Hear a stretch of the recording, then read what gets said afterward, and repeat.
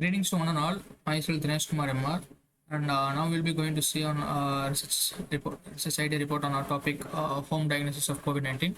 So yeah, moving on. So we are from Team HPED, and they are my teammates B. Pranav Kumar, Divesh, myself Dinesh Kumar, and Harshad Bara.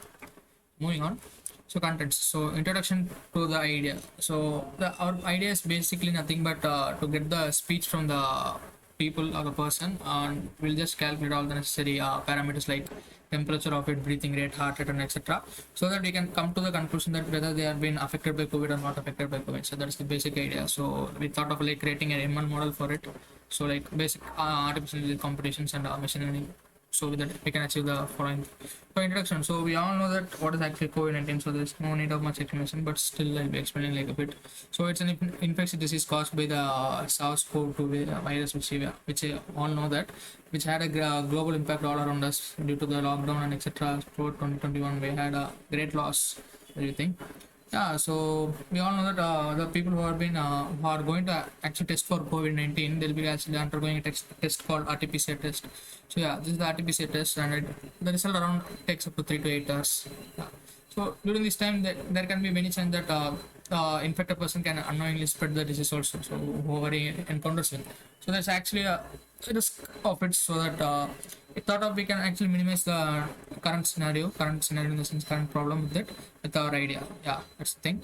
So this is our research idea. As we said, we'll be creating a code that learns the existing data set of COVID-19 symptoms patient, and we'll be just proposing into a model that is ML model, so that we can actually get the sound samples or the speech of the person who can actually record and diagnose it themselves.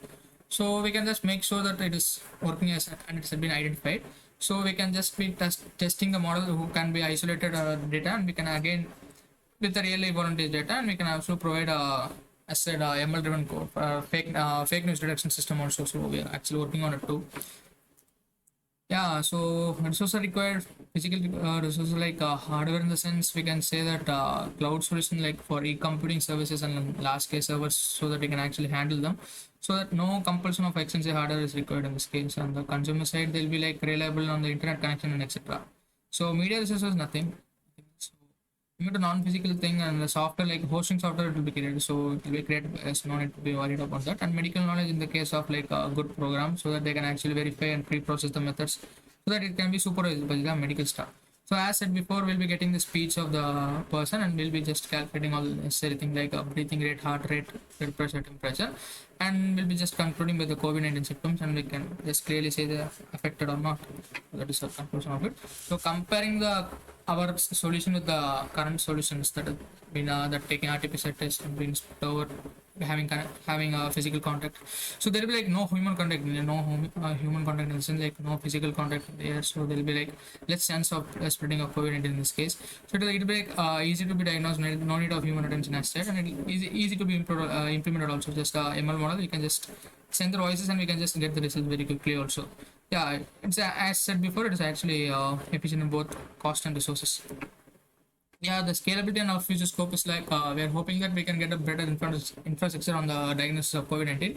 And one main advantage is that the scalability just has no limit at all for us. So it can just go on can be just there till the available current level of technologies. So there's no need to worry about that. And we can just have opinion on the e-medicine. So like wherever we can be treated by treated with our body and mind. So yeah, so that's the conclusion of it. Thank you.